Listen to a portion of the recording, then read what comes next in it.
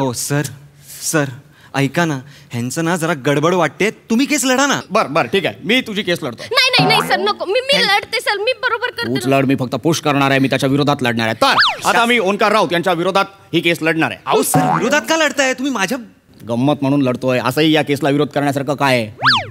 खरं तर ही केस तू आणि तो सरकारी कर्मचारी या दोघांना समोर बोलून अरे सॉल्व्ह करा रे अशी आहे.